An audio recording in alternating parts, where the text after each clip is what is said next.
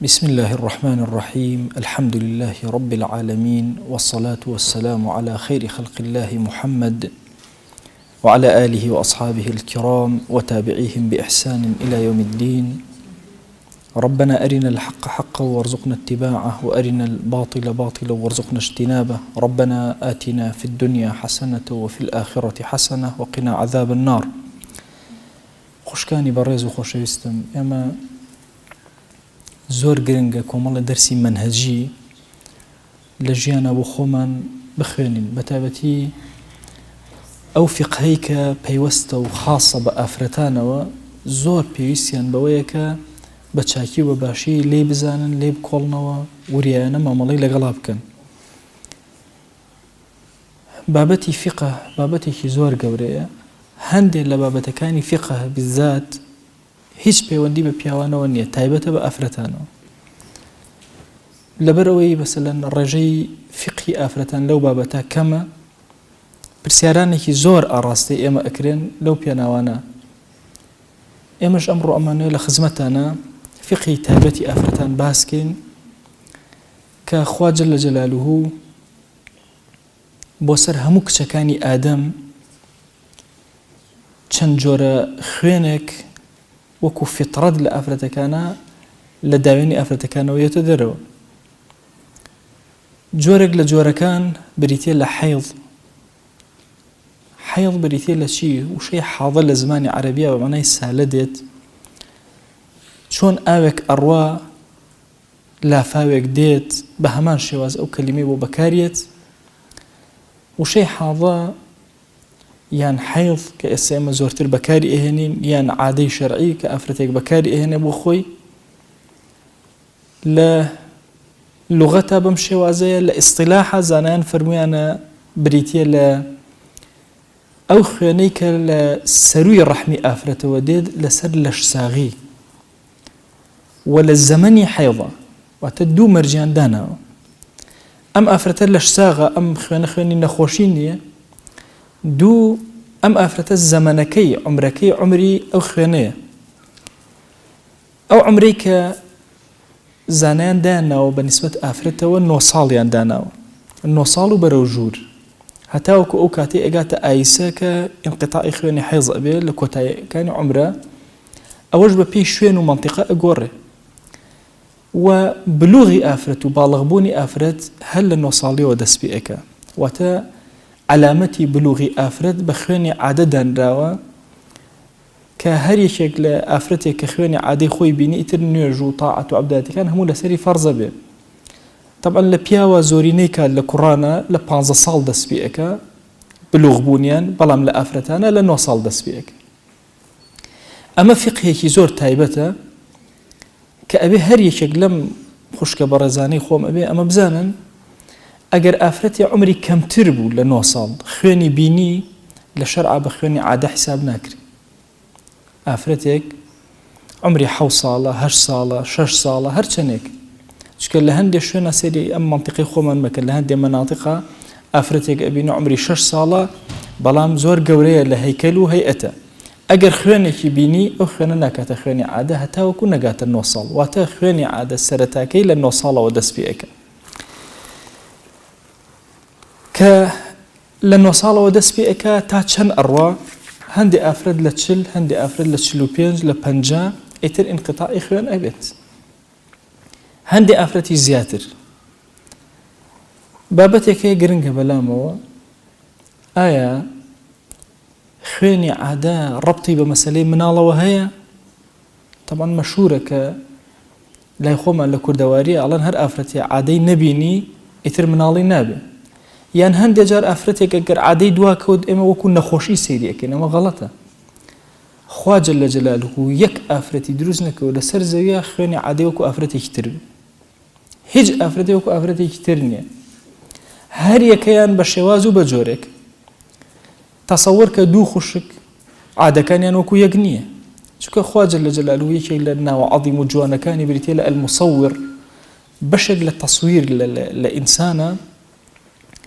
بریتیە لەوەی کە ئەم هەموو ئافرەتەی خەلق کردووە یەک دانیان خوێنی عادەی وەکو ئەوی تریان نییە. بۆیە کاتێک کە تۆ ئافرەتێک ئەبینی مثلا لتشلا انقطاع خوانك لتشلو بينجايك لبنجايك مشكلة هي أفرتك أبيني 2 ساڵ جارێک تعادە زۆر اعتيادي لفقها زۆر طبيعي فاطمة كشي بيغمريان صلى الله عليه وآله وسلم لهمو حياتي أنك وتعادوا حيضي نبو بينما أخوي قورا حسن وحسين شي عطاكر بويا مسألة حيض لآفرتانا دليل نية نلسر من البون ندليل لسر نخوشي أجر آفرتي حيض النبي وتصور كأن نخوش زور كاد استبع علاج مثلا خوشي أجر عادة النبي يعني أبيت بلايق بسرية بلام للروي الشرعية بابتي كي زور آسائية شو كهيج آفرتي جنيه وكو آفرتي كتير ممكن آفرتي وهابي الصالي جارب كوت عادة 2 ساڵ جارب همو مانجي مرجنية أو ببي شوين وجيغا وبنيي آفرتك احتمال قرانكاريشي بسرا باحتماليشا هلا أولا أبو شوازة بيت إما لآفرتها طبعا بشي أزانين مثلا آفرت كبالغ بوا خوبينين واحتلام بون أولا نيرو مياه هربو شوازة بينيني خيني حيض لآفرتها أبيت الدليل بو بالغ بون أجر هر أمانش هيك يان نبو مثلا آفرتك أجر خيني عادي لنويا نبيني لكي أكيوتا عادة لبانزا واتا بانزا صال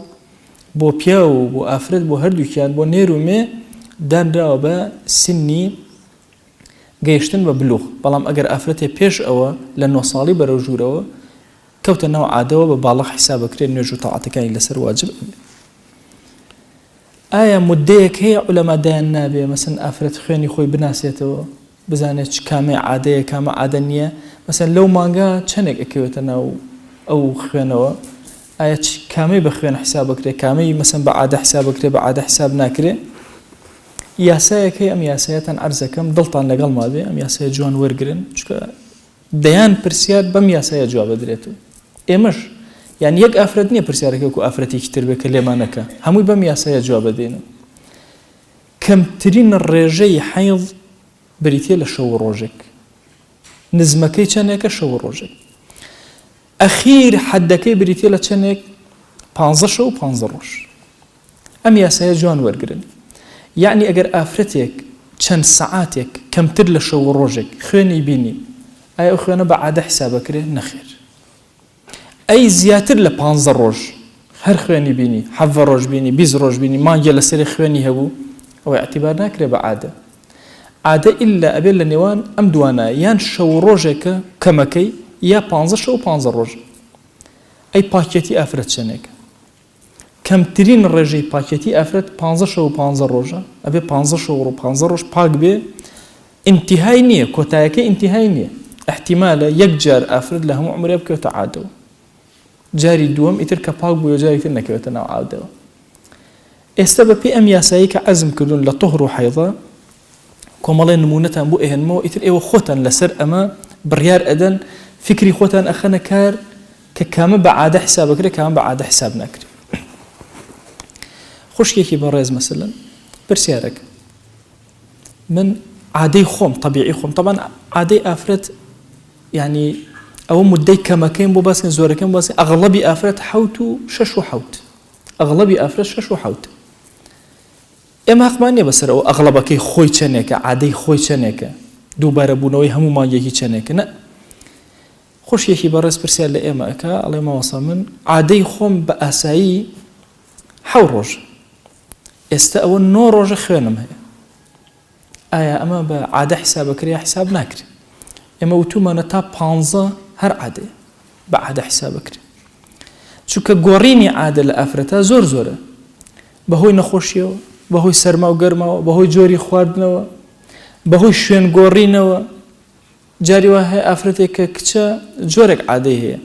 دوایی کە شووەکە شێوازی عادەکەی ئەگۆڕێت دوای مناڵی ئەبێ مناڵی یەکەم عادەکەی ئەگۆڕێت دووەم عادەکەی ئەگۆڕێت طبیعیە بۆیە ئێمە ئەعتیبارەکەین ئەو نۆڕۆژەی ئەو خوشکە هەر ئەڵێن عادەیە ئەگەر وتی 10 ئەگەر وتی 11 12 با بڕوە هەتا 15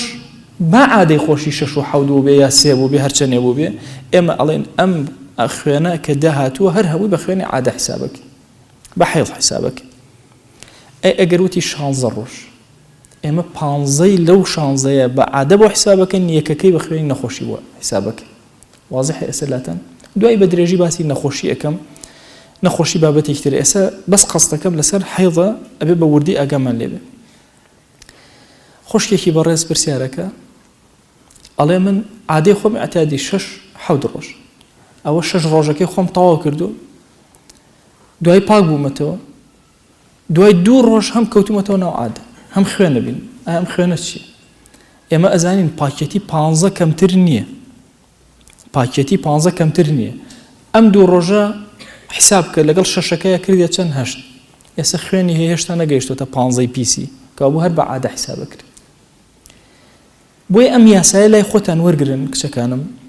ئەم یاسایە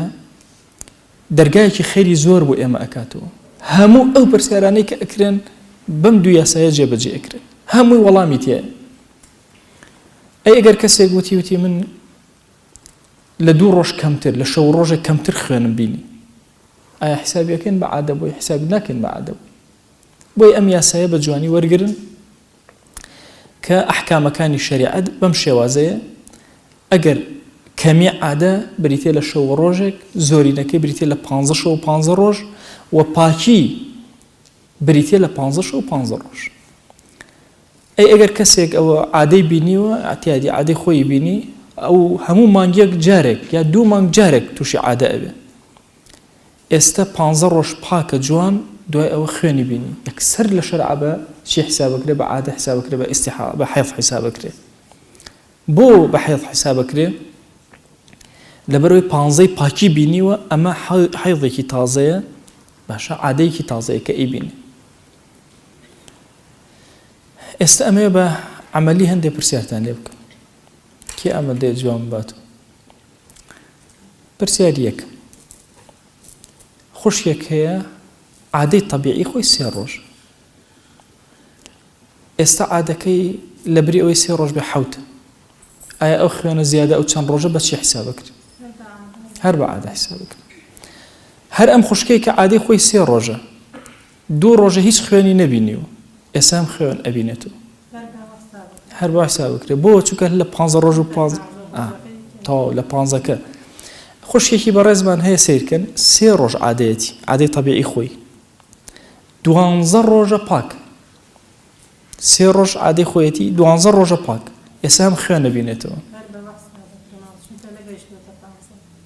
3 هەیە و 12 هەیە ئەگەو لێ سیر سێ هەیە سێ کەوتوتە عادە 12 ئێستا پاکە خوێن نەبینێ کا بۆ ئەو خوێنە لە دەرەوەی سنوورەکەی یعنی ئەم دوو سنوورەتان ئەبێ ئاگا لێ پێکەوە کۆیەکەیتەوە ئەوەڵی عادەکەی تا ئێستا 15 تەجاوزی کردو کاوە بە خوێنی نەخۆشی حسابیەکە خوشیەکمان هەیە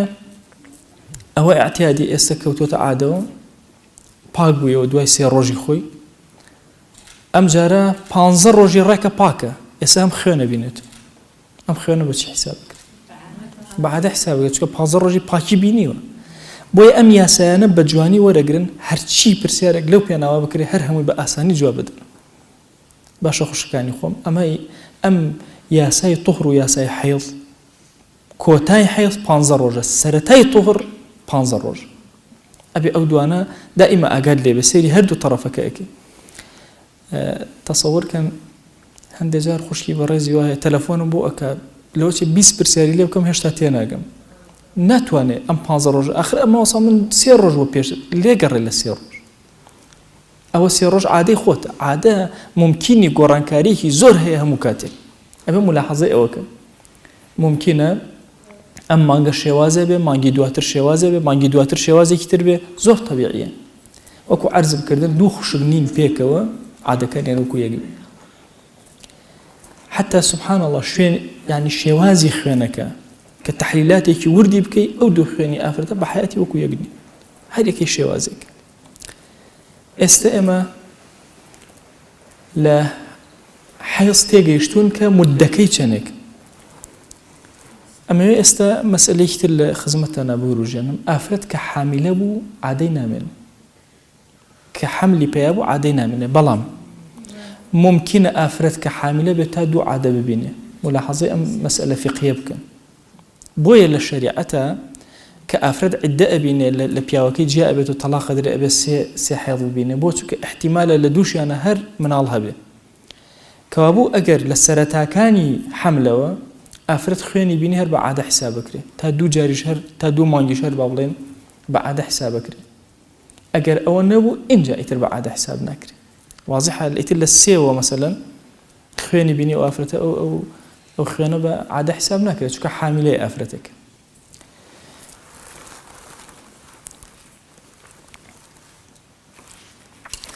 ئەو شتانی کە بە عادەوە حرامن لەسەر ئافرەت کە ئەگەر لە عادا بێ نابێ جێبەجێیان کات چین یەکەم دانە بریتێ لە نوێش طبعا ئەوە عیبادەتێکی ئەوەندە گەورە ئەوانە ئەم عیبادەتە باشە لەم کاتەیە حرامە ئافرەت جێبەجێک نابێ بیکات زۆر کات بە تایبەتی کچی گەنجی تازە پێگەیشت و پرسیارم لێ ئەکەن ماوەسا من ڕووم نییە لەبەر دایک و باوکم ئایا بەس ئەچمە سەر بەرماڵەکە نوێژ ناکەم هیچ ناڵێم بەڵام ڕووم نییە ئایا چی بکەم ئایا حرامە یا حرام نییە لەسەر من نوێشکردن حرامە مجرڕدی ئەو حرەکاتانە حرام نییە هەندێک جار ئافرەتە شەر بکات تەمان لە کۆمەڵگای ئێمە حەق نییە شەرم لەم شتانە بکرێت چونکە مەسەلەی دینی ڕەب العالەمینە بەڵام زۆر کات حەیایەک شەرمێکی تایبەت لە ئافرەتە هەیە باشە ئەڵێ مەسەل ماوەسا من ناتوانم یعنی لەگەڵ لە بەردەم باوک و دایک و مەسەلەن برا و ئەوانە بڵێم وەڵام من نوێژ ناکەم ئەچمە سەر بەرماڵ هەندێک جار لە پێش چاوی ئەوان حرەکاتەکانەکەم ئایا ئەم حرەکاتانە ئەکاتە ئەوەی من نوێژم کردبێ نا نوێژ ئەحکامی تایبەتی خۆیە بە ئەڵڵاهو ئەکبەری تەحەڕوم دەست پێ ئەکا بە سەلامدانەوە بە فەرزەکان هەمووی ئەبێت جێبەجێ کرابێ ڕوکنەکان ئەگەر مجرڕدی حرەکاتەکان بێ گونەهبار نابێ بەڵام ئەسڵ وایە ئێمە ئەوەش نەهێڵین ئەسڵ وایە ئەو شەرمە نەهێڵین طەبیعی ببێتەوە چونکە ئەمە شتێکە ئافرەت بەدەست خۆی نییە خوا جەل جەلالوو لەسەر هەموو کچەکانی ئادەمی ئەو شێوازە نووسیوە قراءەتی قورئان خوێندنی قورئان و دەستدان لە مصحف حرامە ئینسان ئافرەت لە کاتی عادەیە قورئان بخوێنێ دەست بدا لە مصحف طبعا اختلافێکی بچووک هەیە لەم مەسئلەیە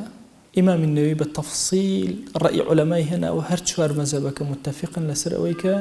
حرامە ئینسان لەم کاتا قورئان بخوێنێ و دەست بدا لە قورئان چونکە دەستدان لە مصحف إلا أبي لسر طهارة ولسر باكي بها شوار مذهبك من رأيانا مسألة استدرس دروس يعني لشونا كان زور أخوان رأي من خوم رأي وهاي كبابيت دزنج لو زمنا درز نخوان رأي أو برزانيك أو رأيان هي طبعا ديار أوانج أدلة خوان هي والله رأيك لاوازة ديار لبر ضرورتي وقت أو أنا كاريان بيكردو أصل وايك أفرد لكاتي عادة قرآن بخوانه ندز بدا لقرآن تنهايك الرأي هي لإمام النووي لأذكاره باسي أكا أفرمي خواندني قرآن بغير نية قرآن أفرمي دروس شكا ذكر بو أفرد دروس مطلقي هر آياتي كيجب نيتي ذكر بخوانه دروس هو نمونة سؤالي سيارة أبي مثلا الله سبحانه الذي سخر لنا هذا هو ما آياتك لقرآن بلام أليرات نيتي ذكرته نيتي قرآنة النية أو شوازة نية زور تأثيرك أفرمي ألو شوازة بو شوازة دروسته أجر مثلا مراجعة قرآني كده بغيري بنيتي ذكر نك بنيتي قرآن خندن بس لو حالته أفرمي بو شوازة دروسته كأمره أجر كار بوبكري لو شيء أهون تربية لو يكبلي دروسته دز بدي لمصحفه يعني قرآن خين خوي أما حفاظي كتابته شون إنسان لا شيء جيران به أما اللي منع أكره بهمان شواز أفرد لم كاتا وكو هاي لا شيء جيران وكو هاي جنوب به باشا بهمان شواز أو أحكامنا لسر تأندي ولي منع أكره بلام أجر بنيتي ذكر ودروسته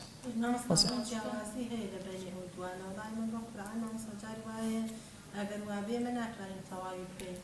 بتجريد وإخوانين حفتي جارك جات وحفتي جارك دو حفتي نخواني مثلا على باب ولا مصاب توزع فرصة لسر هو يعني فتوى يعني أزانم أرزم كردي أجر لسر رأي أو ما وصيانا كاري خوتانا كان أو خوتان أزان بس من أمر رأي خوما بيتان الله أرزم كردن عنده لو ما وصيانا أو رأيان درب الريوة كوتيانا قيناك بو التعليم بو التدريس أو أنا وتيانا قيناك بس من أو رأي إمام النووي كالأذكار باسي كردو أو أم بيبا سنترا لا تبيان نقل أذكار عفوا لا تبيان في آداب حملة القرآن كاللي بتفصيل باسي كدو رأي هرشوار مذهبك بقشتي هنا لسروي كحرامة يعني بلى آياتي لا يمسه إلا المطهرون أما دليلك السركية للقرآن هندي المفسرين فرمان أما باسي ملائكة أكا أوان مسي قرآن ناكن إلا ملائكة مطهرنا بن بلام چندين روايات من هيك أفرمي مسي مصحف مك إلا أن تكون مطهرا إلا مقر طهارته بن واضحة؟ يعني مطهرون الإنسان أصلا طاكا كتشكم نا زين شيء أجر أو درجاب كينوا أبي الجنوب أو كسيكا لا شيء جرانه مثلا خو أوج لأصلا باك آخر أول شتيك بدس خويتي بس أمان نا أوش هند جار بدس خويني مثلا خو أي بيني وبدس خويني نا زين شون أولا عرستانا كم دور رأي هي رأي الجمهور لسر أو دروزني الرأي كشيء كدروز أو كأيك لسر أو الرأي أخوي أزان أو الرأي الجمهور يكي كتلوش تانيك حرام ما نوى لنا مزجوته ما نوى لنا مزجوته أفرمي دايكمان عائشة رضي الله عنها خويا لبي أفرمي بيغمريان صلى الله عليه وآله وسلم أمري بيكردم فرموي أو برمالة الخمرة بمعنى برمالي خوما ده تقريبا أو شتي كنو يجي لسركري بلام حسيري كي رخبو كنو يجي لسركري أو كون برمالي خوما نا بلام بابلين برمال أمري كرب سيدتنا عائشة خويا لاعتكاف أبو فرموي برمالكم وبينا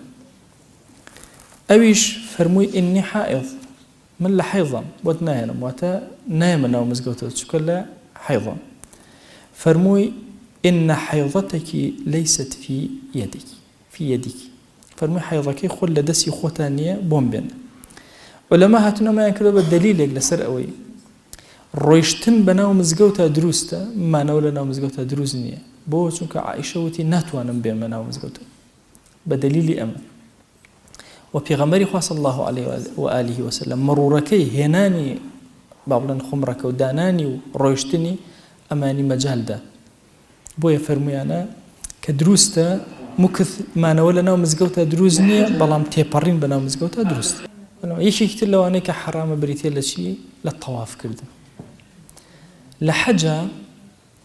أفرد كأتي حجة أو جاري كان بيغمريان صلى الله عليه وآله وسلم لقل دايك من عائشة بيني عائشة رضي الله عنها أجري فنبوشي أجري هل حفظتي كوتي تعادوا تبلا وتبرو هرشيشتي حاجة بيك إلا الطواف نبي باشا طواف خصوصيتي خويه شلون نيش خصوصيتي خويه طوافش خصوصيتي خويه فرموي ما لك أنفستي كوتي تناو عادوا قلت نعم متنبلي فرموي هذا أمر كتبه الله على بنات آدم أما اشتيك أخوال سر همك كاني آدم نسيتي فقضي ما يقضي الحاج هم حاجة كانت شيء كان تبرو هرهم يبكى غير ألا تطوفي بالبيت إلا أو نبكى طوافينا بعضين دوري حرمك هر أومك رويشتن بناو مزقوتا أجر زانيد مزقوت بيسبه طبعا يسأل الحمد لله فضل إخوة إما لنعمتي زور قوران نعمتي آبي زور نعمتي باكو خاواني زور بخواك تشكانم إما يعني فضل إخوة ما زؤزو بسرويا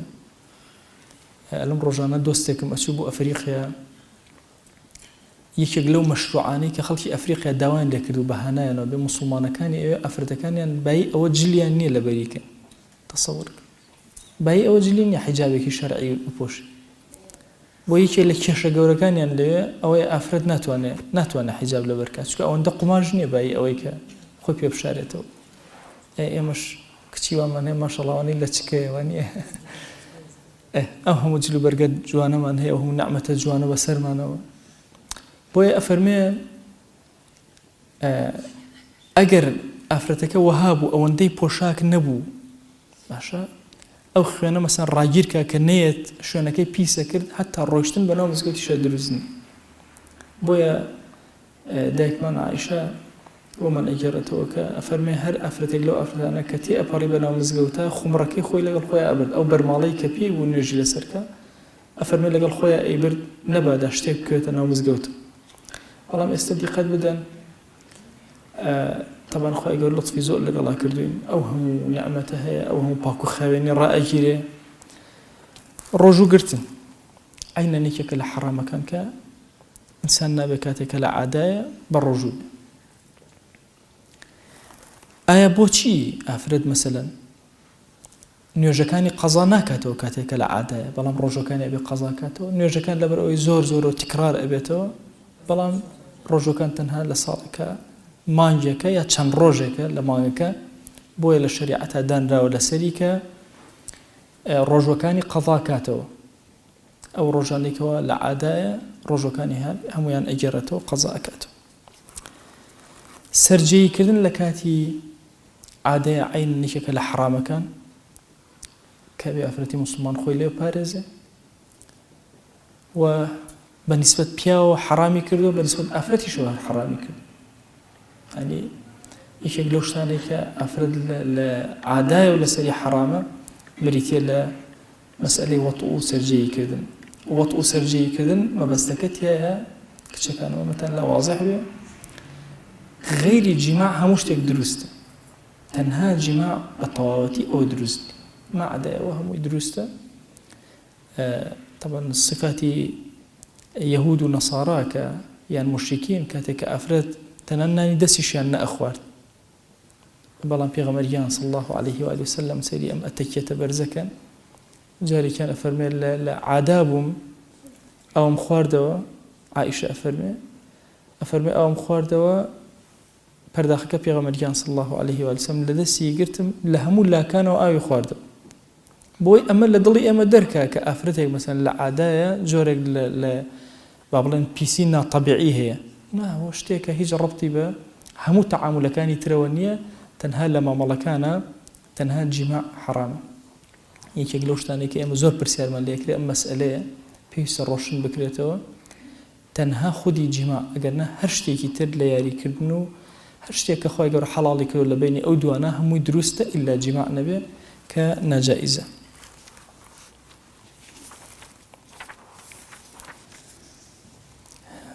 مەسئلەی سەفەرکردن و بەکارهێنانی هەندێک ئەدویە چ لە ڕەمەزانە ئافرەتان لێرە لای خۆمان چ لە کاتی عومرە و هەندێک سەفەراتە بەکارهێنانی هەندێک ئەدویە بۆ تەئخیرکردنی عادە. ئایا دروستە یا دروست نییە؟ طبعا دروستە لە شەرعا بەڵام باش نییە. هەموو عولەما قسەیان لەسەر ئەمە هەیە ئەفەرمون ئەو شتێک کە خوا لەسەر تەبعی ئینسان نووسیوێتی گۆڕانکاری لەم تەبعا هەڵەیەکی زۆر گەورەیە. خوا دایناوە لەم کاتە عادەیە ئەم ئافرەتە بێ پێویست ناکە ئەم تەئخیری کە حەبێکی مثلەن منعی حەمل و ئەوانە بەکاربێنێ هەتاوەکو عادەکەی تەئخیرێ بێ. نە بە عادەکە لە کاتی خۆیان بێ ئەویش ئەحکامی خۆی بۆدەن بە پێی ئەحکامی خۆی بڕوە. ئێمە یەک خاڵ هەیە حەزەکەم ئەوتان بۆ ڕوونکەمەوە و کۆتایی بە دەرسەکە بێنم. نابێ ئێمە تەسەووری ئێمە وابێ کە ئێمە کەمتر خەمیەک ئەکەین لە عیبادات و تاعەتە کاتێکە لە عادەین. کچەکانم ئەم خاڵە ڕێکنم هەمیشە ئێمە ئافرەتی ئێمە ئەم حاڵەتەی هەیە وا تەسەوورەکە کە لە عادا بێ کەمتر خەمی کردووە. یعنی تۆ ئێستا کاتێکە لە پاکیت نوێژەکانە جێبەجێەکە ڕۆژەکانت ذیکرت هەیە قورئان خوێندنت هەیە تاعەت چیت هەیە هەر هەمووی بە کاملی لە کاتێکە تۆ لە عادای بۆ دنووسراوە یەک نوقسانی تیان. بۆیە ئەو کاتێککە تۆ لە عادای خۆت بە کەمتر خەم مەزان هەمان ئەو عەبدایەتی کاتەکانی ترە بۆ نووسراوە خواناسی کاتەکانی ترە چۆنە بە هەمان شێواز. خی گەورە لە گوناهی منیشی ڕۆژوو بووە، خی گەورە لێمان قبوڵ کە داوای لێ ئەکەین و لێ ئەپاڕێنەوە لێ ئەناڵێنەوە یا ڕەبی خوایگیان ڕەحمەت و بەزەی و مهرەبانی خۆت بەسەرمانە ببارێنە. خوای گوناهی لەمەوە پێشکردومان عەفومان کە گوناهی لەمەوە دوایی کەم. یا ئیلاهی داوا لێ ئەکەین بە ڕەحمەت و بەزەی خۆت بە کەڕەم و مهرەبانی خۆت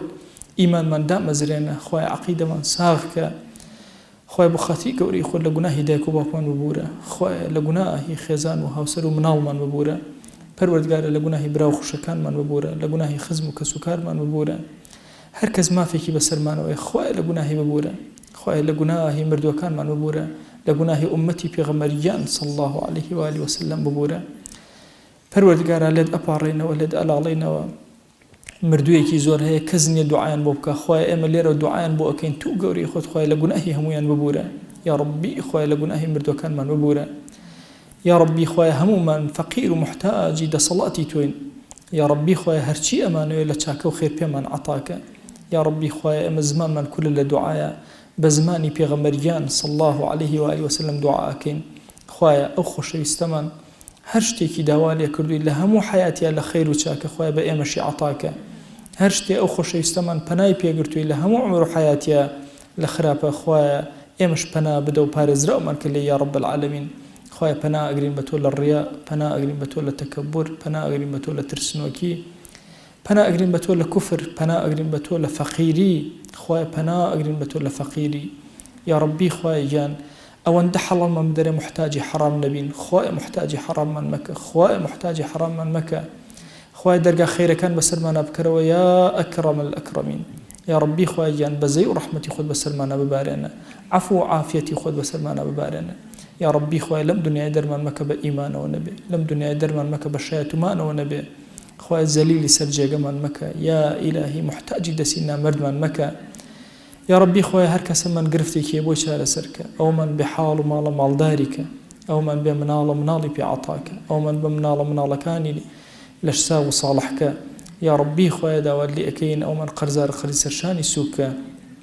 پەروەردگارە ئەومان کەم ڕزقە ڕزقی حەڵاڵی زیادکە خوای گیان ئەومان تووشی ناڕەحەتی و ناهەمواری هاتووە خوای بەها نامانەوەرە خوای دەرگاکانی خێر بەسەرمانە بکەرەوە خوای گیان داوات لێ ئەەکەین بە گەوری خۆت عەفومان کە خوایە عەفومان کە یا ئیلاهی عەفومان کە خوای گیان بە ئەندازی دەنگی هەنارەکانی هەڵەبجە سەڵەوات بۆ دیداری پێغەمبەریان صلی الله عليه و آله وسلم ئەنێرین و خوای پێ بگەێنە خوای سەلامی ئێمەی پێ بگەێنە خوای یەک ناومان لە خزمەتیا بێنە یا ئەکرەم الئەکرەمین آمين آمين والحمد لله رب العالمين وصلى الله على سيدنا محمد وعلى آله وصحبه وسلم تسليما كثيرا أبدا